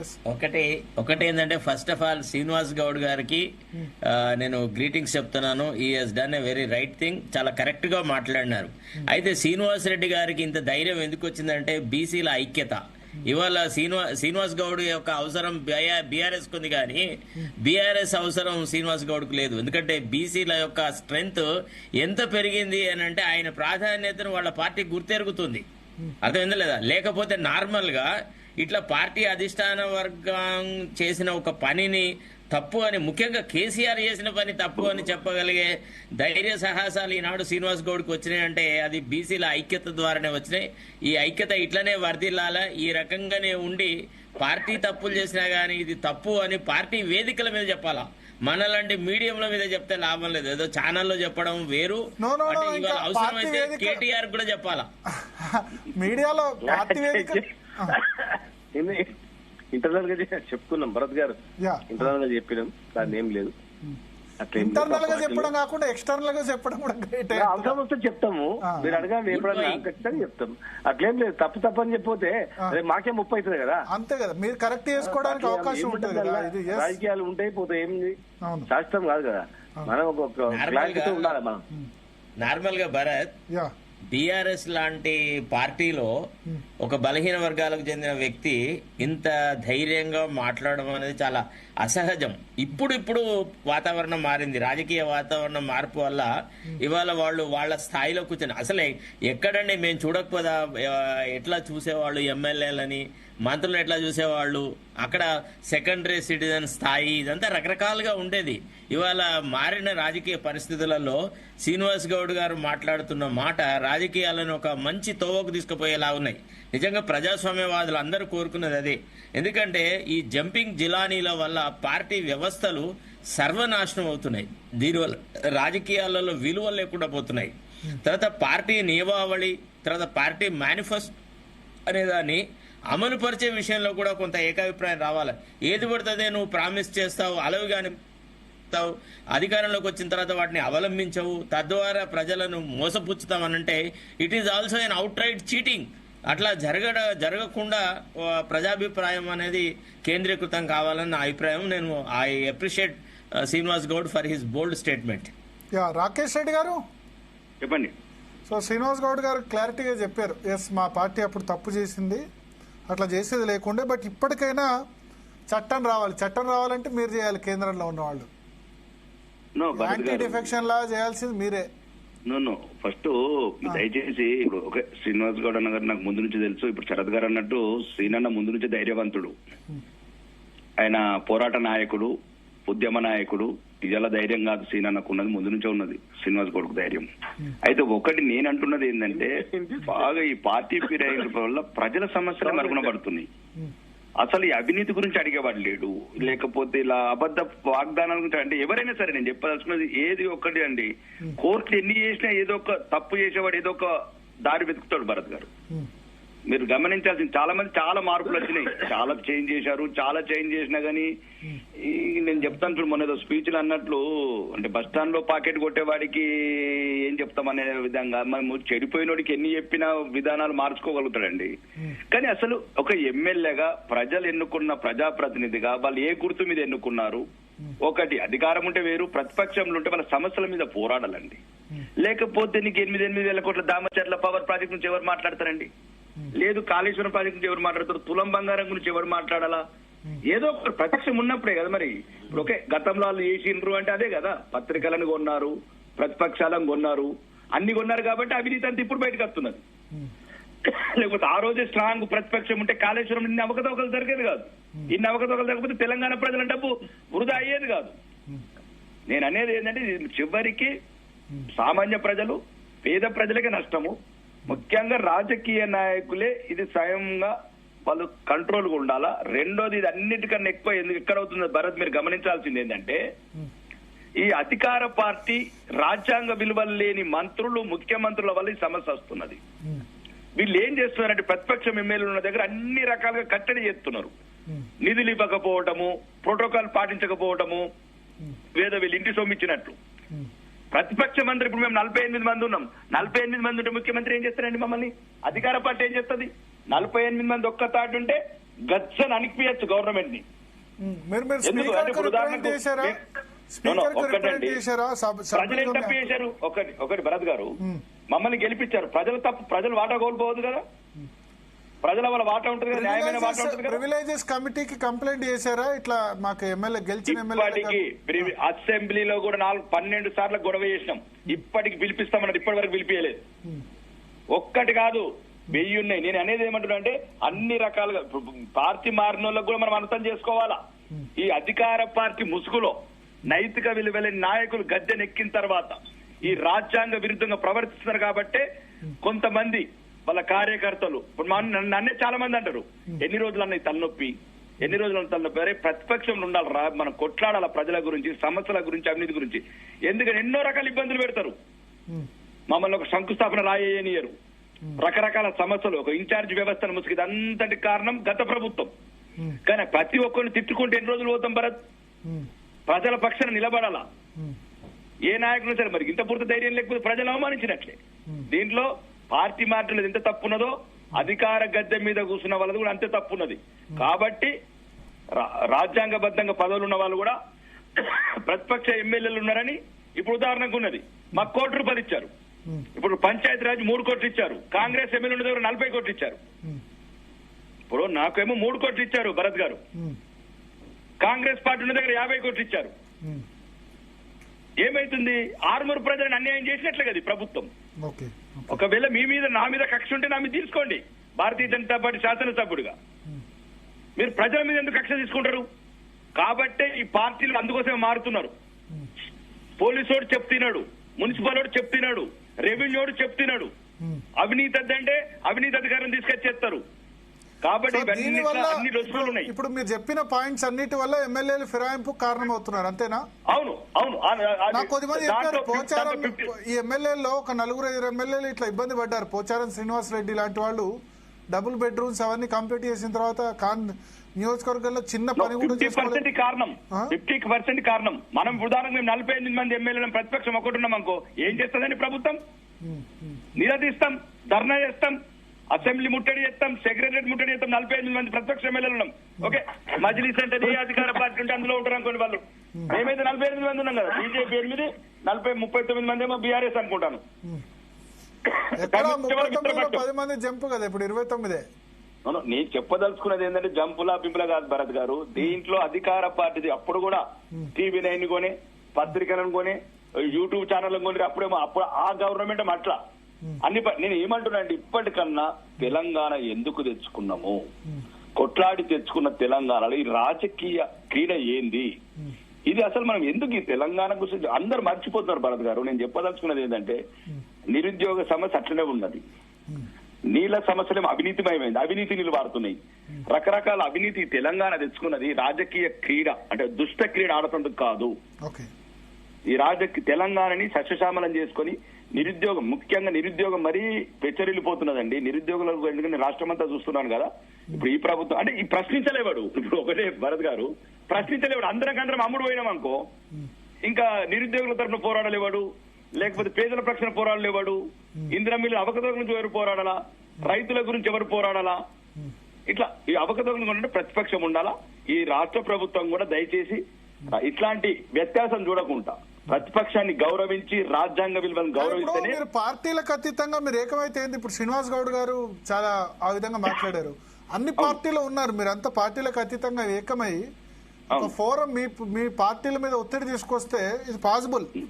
అందుకు మీడియా తరపు నుంచి కూడా మేము కూడా సహకారం అందిస్తాం. ఎందుకంటే జరగాలి. ఈ వచ్చే ఎన్నికల వరకైనా ఫిరాయింపు చేస్తే ఇక రాజీనామానే. నేను చెప్తున్నా, ఇప్పుడు ఎగ్జాంపుల్ చెప్పారు, ఇదే దారుణ నాగేందర్ టీడీపీ మీద గెలిస్తే అప్పుడు రాజశేఖర రెడ్డి టైంలో ఆసిఫ్ నగర్ నుంచి మళ్ళా పోటీ చేశాడు కాంగ్రెస్ తరఫున, కానీ అక్కడ ఎంఐఎం గెలిచింది, అయిపోయింది, క్లోజ్.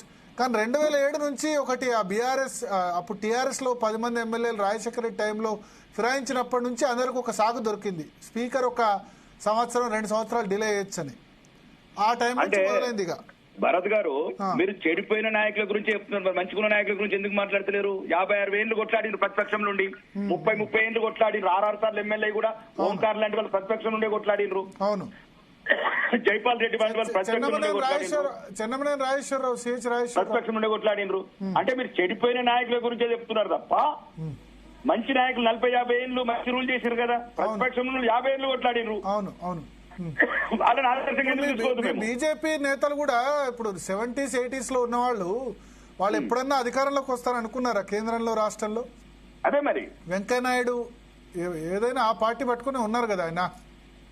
వాళ్ళని ఆదర్శంగా తీసుకోవాలా మేము. అంటే ఏమవుతుంది? కళలోనైనా ఇళ్లలోనైనా కేంద్రంలో అది 2 సీట్లే కదా 1984-89 వరకు కూడా. అవును. ఎప్పుడైనా అధికారంలోకి వస్తాము కేంద్రంలో రాష్ట్రంలో అనుకోకుండానే ఫైట్ చేశారు కదా. కమ్యూనిస్ట్ పార్టీ నాయకులు కూడా అంతే కదా. నేనేమంటున్నాను భరత్ గారు, ఒకటి తెలంగాణ ప్రజలు కూడా కొద్దిగా కనువిప్పు కావాలి.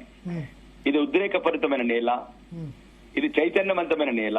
ఇట్లాంటి పార్టీ ఫిరాయింపులకు సరైన సమాధానం ప్రజలు కూడా చెప్పాలని కోరుకుంటున్నాను నేను. ప్రజలు అడ్డంగా ఓడిచిర్రనుకో మళ్ళా పార్టీ ఫిరాయించడానికి కొంత ధైర్యం చెయ్యరు. అంటే ప్రజలు కూడా ఏంటంటే మాకు ఏమంటారు, మాకు నియోజకవర్గ అభివృద్ధి అయిద్దేమో అధికారంలో ఉంటే, ఇన్ని రోడ్లు వస్తున్నాయి కదా, ఇంత ఇదవుతున్నాయి కదా. ఇప్పుడు జూబ్లీ హిల్స్ ఉంది, ఇప్పుడు జూబ్లీ హిల్స్ లో బై ఎలక్షన్ వస్తుంది. సరే ఆయన చనిపోయినారు కానీ చనిపోవడం వల్ల బై ఎలక్షన్ పార్టీ ఫిరాయింపు కాదు కానీ అక్కడ 100 కోట్లు ఖర్చు పెడుతున్నారు, మొత్తం డెవలప్మెంట్ చేస్తున్నారు.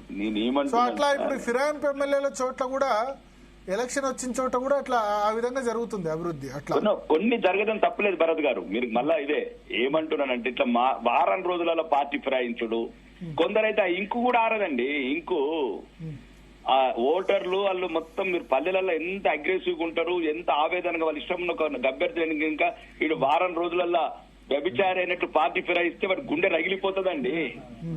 మీరు అంటలేరు, రాజకీయ వ్యభిచారాలను మారాల్సిన అవసరం ఉన్నది. ప్రతి ఒక్కరు సమర్థించుకుంటున్నాడు. ఒక్కొక్కరు 1000 కోట్ల కాంట్రాక్టులు తీసుకుంటా పెద్ద పెద్ద మాటలు చెప్తున్నారు, రాజ్యాంగబద్ధం విలువలు చెప్తున్నారు. ఇది కాదు. అసలు నిన్ను గెలిపించిన ప్రజల్ని గౌరవిస్తావా, గౌరవించవా? ఫస్ట్ నిన్ను గెలిపించిన చేతులు, నేను కమలం కావచ్చు, చేతు కావచ్చు, కారు కావచ్చు, ఏదన్నా అవమానాల పాలవుతే అది కూడా టైం ఉంటుంది భరత్. అవమానాలకు కూడా టైం ఉంటుంది, ఒక 3 ఏళ్ళు. వారం రోజులలో ఏం మారిందండి ప్రపంచము? మరే కొంపలు. అంటే నేను చెప్పే తెలంగాణ ప్రజలకు రిక్వెస్ట్ చేసేది ఒకటే, ఈ రాజకీయ వ్యవస్థ ఇప్పుడు తెలంగాణలో పుచ్చు పట్టింది. దయచేసి మారరు. బంధు ప్రీతి, డబ్బు ప్రీతి, కుల పిచ్చి, అన్ని పిచ్చిలున్న వాళ్ళం రాజకీయాలు ఉన్నాం. మమ్మల్ని కొద్దో గొప్ప మీరు దయచేసి ఓట్లు వేసేటప్పుడు కొద్దిగా ఆలోచించేయండి మాకు ఓట్లు. నేను కోరుకునేది అదే భరత్. శ్రీనివాస్ గౌడ్ గారు చెప్పండి సార్. సో ఫైనల్ గా మీకేమనిపిస్తుంది, ఇప్పుడు 10 మందిలో ఎంత మంది మీద వెయిట్ పడుతుంది అనిపిస్తుంది ఇప్పుడు? ఎందుకంటే మీ బండ్ల కృష్ణమోహన్ రెడ్డి మీ ఉమ్మడి జిల్లాకు సంబంధించిన వ్యక్తి, గద్వాల, ఆయన నేను ఇంకా కాంగ్రెస్ లోనే ఉన్నాను, నాది కాంగ్రెస్ నేతలు ఫ్లెక్సీలో తప్పుడు వినియోగించుకున్నారు అని చెప్పారు. వాళ్ళు ఏం చెప్పినా జనంకైతే అర్థమైంది మారిందని. నిన్న అటెండ్ అయినప్పుడు ఇంకా పూర్తి అర్థమైంది. దాటేస్తే కాదది, ఖచ్చితంగా కూడా చట్టం ప్రకారం చేయాలా, ఎలక్షన్ పెట్టాలా. తర్వాత ఇంకొకటి నేను దీనికి సంబంధం ఏం చెప్తా, నేను పబ్లిక్ లో ఓటు విధానం కూడా మారాలా. ఇప్పుడు అమెరికా లాంటి దేశాల్లో బ్యాలెట్ పేపర్ ఉంది, ఈడ ఎలక్ట్రానిక్ ఓటింగ్, దానికి చాలా మందికి అనుమానాలు ఉన్నాయి. ఇప్పుడు ఆర్టిఫిషియల్ ఇంటెలిజెన్స్ పెరిగిపోతుంది, అసలు విపరీతంగా పెరిగిపోతుంది. దాన్ని ఏమైతుందో తెలియదు. ప్రజాస్వామ్యం అంటే ప్రజలు అనుకున్న ప్రభుత్వం నిజంగా అనుకుంటారా లేదా? మీరు నాకు ఈ డౌట్, 2010 బై ఎలక్షన్స్ లో బీఆర్ఎస్ యూజ్ చేసింది. అప్పుడు బ్యాలెట్ మీద అప్పుడు రిజైన్ చేసినప్పుడు, తెలంగాణ కోసం రిజైన్ చేసినప్పుడు మీరు 64 కంటే ఎక్కువ నామినేషన్లు వేసి బ్యాలెట్ ద్వారా ఎన్నిక పెట్టారు, మీరే గెలిచారు అప్పుడు. కరెక్ట్. అంటే ఇది ఇక్కడ నాట్ ఓన్లీ తెలంగాణ, చాలా రాష్ట్రాల్లో కూడా డౌట్ వచ్చింది. అరే అమెరికా అలాంటి పెద్ద పెద్ద వెల్ డెవలప్డ్ కంట్రీలలో కూడా బ్యాలెట్ ఉంది, ఇక్కడ కూడా పెట్టాలని కోరిక ఉంది. ఎందుకంటే అది నిజమా కాదా అనేది డౌట్ వచ్చినప్పుడు ఏం పోతుంది పెట్టాలి కదా. చేస్తున్నారు కదా ఓటర్ వెరిఫైయబుల్ ట్రయల్ అని. అవన్నీ చెప్పలేదు. ఎందుకంటే ఈ కంప్యూటర్ అనేది ఎలక్ట్రానిక్ అనేది రోజుకు అడ్వాన్స్ అయిపోతుంది. సరే, ఇక అది వేరే టాపిక్, దాని మీద చర్చిద్దాం. చెప్తున్నా ఇప్పుడు ఇది ఖచ్చితంగా ఇంకో చట్టం తేవాలండి. వేరే టాపిక్ వచ్చిన కానీ చెప్తున్నా, చట్టం అనేది తేవాలి. ఎందుకంటే మీ ఉద్దేశంలో ఎన్ని రోజుల్లోపు బై ఎలక్షన్ రావచ్చు ఒకవేళ వీళ్ళ జరిగితే? అన్ని చోట్ల వస్తుందో రాదా? నేను అనుకుంటా అన్ని చోట్ల ఎవిడెన్స్ లేదు అంటున్నారు వాళ్ళు, మారినట్టు. వాళ్ళు కంపల్సరీ కోర్టు తప్పు పడుతుంది ఇట్లా అని చెప్పి అనుకునే మాత్రం ముందు పెడతారు. ఇంకా ఇట్లా ఎస్కేప్ అయ్యేటివన్నీ, ఆధారాలు లేనటువంటివి ఎస్కేప్ అయ్యేటివన్నీ కూడా పక్క పెడతారు. దీన్ని చూసిన తర్వాత, దీని రిజల్ట్ చూసిన తర్వాత దానికి వాళ్ళ నిజంగా మళ్ళీ కోర్టు ముందుకు వచ్చి పెట్టాలంటే తప్ప పెట్టరు. స్పీకర్ కు ఉన్నటువంటి అధికారాలు చివరి శ్వాస ఉన్నంత వరకు ఇట్లా 0.1% ఉన్నంత వరకు వీళ్ళ ప్రయోగాలన్నీ చేస్తారు. ఇక తప్పని పరిస్థితుల్లో స్పీకర్ మెడకే వస్తుంది రాబోయే అన్నప్పుడు అప్పుడు తప్ప ఇవన్నీ ఏదో భయపడి ఓన్లీ చట్టానికి భయపడి చేసేయాలి తప్ప ఉంటే ప్రజలకు భయపడు, ఈ మాటలకు భయపడు, ఏమనుకుంటారో ఏమో ఇద్దరిని తీసేద్దాం అనేటట్టు రాదు. ఓకే, ఓన్లీ కోర్టు ద్వారా మాకు ముట్టికాయ పెడతారు, తప్పదు అని స్పీకరే పోయి ఇది అడ్వకేట్లు మీ సీనియర్ నాయకులు కూర్చున్నటువంటి పెద్దలు వాళ్ళందరూ చెప్తేనే తప్ప 2, 3, 4 పెడతారు అంతే. నేను అనుకుంటా ఫస్ట్ దాన నాగేందర్ గారు నిలబడ్డాడు కనుక ఆయన ఎవిడెన్స్ పక్క దొరికింది. పెడితే అట్లా దాన నాగేందర్ గారిది ఇంకా 1-2 పెట్టొచ్చు. తర్వాత మిగతాది కోర్టులకు పోవాల్సింది, హైకోర్టు కోర్టులకు పోవాలి. ఏం ఆధారం లేదంటే వాళ్ళు సమాధానం తీసుకుంటారు. నిన్న చెప్పింటారు సమాధానం కూడా అడ్వకేట్ ఇట్లా చెప్పి రాసియండి, పిచ్చి రాసి ఇచ్చారు, మార్చడం లేకపోతే అది మార్చి తీసుకొని పెట్టుకోండి అని చెప్పి చెప్పిండొచ్చు. Okay okay. సో మొత్తానికి రేహనా, సో చూస్తున్నాం కదా పార్టీ ఫిరాయింపు ఎమ్మెల్యేలకు సంబంధించి నిన్న సీఎం రేవంత్ తో మీటింగ్ జరిగింది. వాళ్ళకి ధైర్యం చెప్పే ప్రయత్నం చేశారు. బై ఎలక్షన్ దాకా వెళ్ళదు, వెళ్ళిన హైకోర్టు ఉంటుంది, అంటే స్పీకర్ నిర్ణయం తీసుకున్న హైకోర్టు, సుప్రీంకోర్టు మళ్ళీ 1 year అవుతుంది. ఈ 1 year లోగా మనం పార్టీ మీ నియోజకవర్గాల్లో అభివృద్ధి పనులు చేద్దాం అని వాళ్ళకి ధైర్యం చెప్పే ప్రయత్నం చేశారు. చూద్దాం ఏం జరుగుతుంది. మనమైతే జీ తెలుగు న్యూస్ తరపున ఈ పార్టీ ఫిరాయింపులు ఇక్కడితో ఆగిపోవాలి. నువ్వు తప్పు చేసావా, నేను తప్పు చేశానా, ముందు బీఆర్ఎస్ చేసిందా, కాంగ్రెస్ తప్పు చేసిందా, ఎక్కడో దగ్గర స్టాప్ జరగాలి. ఇంతకుముందు బీఆర్ఎస్ తప్పు చేసింది, అది శ్రీనివాస్ గౌడ్ గారు స్వయంగా చెప్పారు. 2014లో 2007లో రాజశేఖర రెడ్డి టైంలో తప్పు జరిగింది, అప్పుడు స్పీకర్ సురేష్ రెడ్డి ఉన్నప్పుడు. ఆ తర్వాత అక్కడ చంద్రబాబు నాయుడు హయాంలో ఆంధ్రప్రదేశ్లో తప్పు జరిగింది, జగన్ హయాంలో తప్పు జరిగింది. కానీ ఎక్కడో దగ్గర దీనికి ఫుల్ స్టాప్ పడాలి. ఫుల్ స్టాప్ పడాలంటే ఇప్పుడే ఫుల్ స్టాప్ పడాలి. పార్టీ ఫిరాయించాలంటే మళ్ళీ బై ఎలక్షన్ వస్తుంది అని భయం రావాలి. ఈ భయాలు 2007 నుంచి స్టార్ట్ అయినాయి. ఈ దొంగ లెక్కలన్నీ కూడా నేను స్పీకర్ దగ్గర టైం పాస్ చేయొచ్చని. ఇదే కేసీఆర్ ఇప్పుడు వీళ్ళను ఫిరాయించి ఎమ్మెల్యేని జాయిన్ చేసుకున్న కేసీఆర్ 2000 సంవత్సరంలో చంద్రబాబు నాయుడు వ్యతిరేకంగా తెలంగాణ కోసం రాజీనామా చేశాడు కదా, సిద్దిపేటలో రాజీనామా చేసి గెలిచాడు కదా, అప్పుడు హీరో అన్నారు కదా కేసీఆర్ను. అదే కేసీఆర్ పార్టీ ఫిరాయించి అట్లే ఉండి ఎమ్మెల్యేకి రాజీనామా చేయకుండా తెలంగాణ ఉద్యమం స్టార్ట్ చేస్తే ఆ వాల్యూ ఉండునా? సిద్దిపేటలో ఆయన తెలుగుదేశం పార్టీ వదులుకొని చంద్రబాబు అంత రెండోసారి అధికారంలోకి వచ్చిన హవాలో, వాజ్పేయి సమయంలో, జమానాలో గెలిచి మొగాడు అనిపించుకున్నాడు. 34,000 35,000 మెజార్టీ అప్పుడు సిద్దిపేటలో కేసీఆర్కు తెలంగాణ కోసం. అందుకనే టీఆర్ఎస్ సక్సెస్ అయింది. ఈ ఎమ్మెల్యేలు కూడా ఎవరిని ఉంటే రాజీనామా చేయాలి. కానీ ఇదేంది అది చేసుడు, వాళ్ళు చేశారని మేం చేశారని వాళ్ళు చేసుడు. ఎట్టి పరిస్థితుల్లో ప్రజలు కూడా వీళ్ళని తుక్కున ఉడగొట్టాలి. ఎక్కడెక్కడైతే ఎవరెవరైతే పార్టీ ఫిరాయించారో డిపాజిట్ రాకుండా చేస్తే ఇంకోసారి బుద్ధి వస్తుంది ఏ రాజకీయ నాయకుడికైనా. క్లియర్. ఎందుకంటే గెలిచిన తెల్లారి జాయిన్ అవ్వడం అంటే అభివృద్ధి, అంటే నియోజకవర్గం అభివృద్ధి అంటే గెలిస్తేనే అభివృద్ధి చేస్తారు. అధికార పార్టీలు ఉంటేనే అభివృద్ధి జరుగుద్దా? ఈ రేవంత్ రెడ్డి ఇంతకుముందు ఉరిదీవాలే అని చెప్పాడు. ఉరిదీసావా? ఏం చేసావు? ఉరిదీవాక ఇంట్లో కూర్చొని అది చేస్తున్నావు. ఇక అంతకుముందు ఇప్పుడు శ్రీనివాస్ గౌడ్ అంటే ఒప్పుకుంటున్నారు. కానీ బీఆర్ఎస్ నేతలు వాళ్ళు ఏదో మేము రాజ్యాంగబద్ధంగా చేసాం. ఏం రాజ్యాంగబద్ధంగా చేసాం? అందరూ ఒకటేసారి వచ్చి జాయిన్ అయినారా? విలీనం నైతికత ఎక్కడ పోతుంది? అందుకనే వాళ్ళు ఓడిపోవడానికి ఇది కూడా కారణం. 88-89 మంది గెలిచినా ఇంకో 14 మందిని జాయిన్ చేద్దామంటే, ప్రతిపక్షమే లేకుండా చేద్దామంటే మిమ్మల్ని తీసుకొచ్చి ప్రతిపక్షంలో కూర్చోబెట్టారు. పార్లమెంట్లో 0 చేశారు బీఆర్ఎస్ను. రావాలి, బీఆర్ఎస్ కూడా బుద్ధి రావాలి. పార్లమెంట్లో 0 మంది ఎంపీలు ఇచ్చారు. ఇట్లా జాయిన్ చేసుకున్నందుకు ప్రజలు పార్లమెంట్లో. ఇప్పుడు లోక్సభలో రిప్రజెంటేషన్ లేదు. అంటే ఎంతటి వాడికైనా, ఎంత ఇట్లా తప్పు చేసిన వాడికైనా జరగాలి. ఇప్పుడు కేసీఆర్ ఆయన నిజంగా సిద్దిపేటలో ఆ రోజు గెలిచాడు కదా, అదే ఫాలో కమ్మని చెప్పేది ఉండే. ఆయన రెండోసారి తీసుకొని 88 మంది గెలిచిన తర్వాత కూడా సరే మొదటి టర్ము తప్పే. కానీ అప్పుడు చంద్రబాబు నాయుడు తెలంగాణ రాష్ట్రాన్ని ఇబ్బంది పెడుతున్నాడు, లేకపోతే ఇక్కడ పార్టీని గెలిచాలని చూస్తున్నాడు, గవర్నమెంట్ ఉంటుందో పోతుందో అనే డౌట్ వచ్చింది కాబట్టి కొంత పబ్లిక్ కూడా యాక్సెప్ట్ చేశారు. ఓటుకు నోటు అవన్నీ కలిసిన తర్వాత సెకండ్ టైం ఏమవసరం? తప్పు చేశారు, తప్పు చేసినందుకే శిక్షించారు. ఇకనైనా బీఆర్ఎస్ బుద్ధి తెచ్చుకోవాలి. నెక్స్ట్ అధికారంలోకి మీరు ఎప్పుడు ఫ్యూచర్లో ఎప్పుడు వచ్చినా ఇటువంటి పనులు చేయకూడదు. ఎగ్జాక్ట్లీ. అక్కడ ఆ ప్రతిపక్షాలు ఉన్న రేవంత్ రెడ్డి ఉరిదీస్తా అని చెప్పి వాళ్ళకు నిన్న కాఫీలు, కప్పులు, టీలు ఇంటికి పిలిపించి మాట్లాడుతున్నారు. అంటే రాజకీయ నాయకులు అంటేనే, వ్యవస్థ అంటేనే ఈ విధంగా అవుతుంది. అందుకనే ప్రజలు కంపల్సరీ 10 చోట్ల ఎక్కడ బై ఎలక్షన్ వచ్చినా చిత్తున ఉడగొట్టండి ఫిరాయింపులు ఎమ్మెల్యేని. అది మేము పిలుపునిస్తున్నాం. మనం క్యాంపెయిన్ కూడా తీసుకుందాం ఫిరాయింపులకు సంబంధించి. స్ట్రిక్ట్ గా చట్టం కూడా రావాలంటున్నారు బీఆర్ఎస్ వాళ్ళు. అవును, చట్టం రావాలి. రాహుల్ గాంధీ చట్టం తీసుకొస్తా అన్నాడు, రాజ్యాంగం అన్నాడు. ఏమైంది? ఇక్కడ ఏమైనా మాట్లాడుతున్నాడా? అంతే. ఓకే. బీజేపీ అంతే, వాళ్ళంతే. కాబట్టి బీజేపీ దగ్గర ఒకటి ఏముందంటే ఎక్కడున్నా సరే వాళ్ళు అయితే విలీనం చేసుకున్నారు. ఇట్లా స్పీకర్ ఆలస్యం చేయలే, రిజైన్ చేశారు. కర్ణాటకలో కాంగ్రెస్ ఎమ్మెల్యేలు 16 మంది ఫిరాయించారు, రిజైన్ చేశారు. ఓకే. ఇట్లా స్పీకర్ ద్వారా ఆలస్యం చేసింది తక్కువ సందర్భాల్లో ఉంది. బీజేపీ వాళ్ళకేదో మన సర్టిఫికేట్ ఇవ్వట్లేదు, అది ఇల్లీగలే. అంటే రిజైన్ చేసి వెళ్ళొచ్చు, నువ్వు వేరే పార్టీలోకి వెళ్ళాలంటే రాజీనామా చేసి వెళ్ళు, నో ప్రాబ్లం. కాకపోతే అక్కడ వాళ్ళకి సంబంధించి అయితే రిజైన్ చేసే రమ్మని చెప్పారు. ఇప్పటి వరకు ఈ విధంగా ఆలస్యం చేయడం, స్పీకర్ ఆలస్యం చేయడం ఇట్లా జరగలేదు. ఎక్కడున్నా సరే రిజైన్ చేయండి, రండి అని చెప్పారు. విలీనం చేసుకున్నారు. తెలుగుదేశం శాసనసభ పక్షాన్ని బీజేపీలో విలీనం చేసుకున్నారు. అది కూడా తప్పే, కానీ రాజ్యాంగబద్ధంగా ఉందని చెప్పి బీఆర్ఎస్ విలీనం చేసుకున్నప్పుడు అందరూ ఒకటేసారి జరగాల, విడతల వారుగా జరిగినారు. అది తేడా. ఆ చర్య తీసుకున్న పోచారం శ్రీనివాసరెడ్డి ఇవాళ పోయి అక్కడ కూర్చున్నాడు. 70 సంవత్సరాల వయసులో ఆయనకు అవసరం అయింది. రాజకీయ జీవితంలో మచ్చ కదా. ఓకే.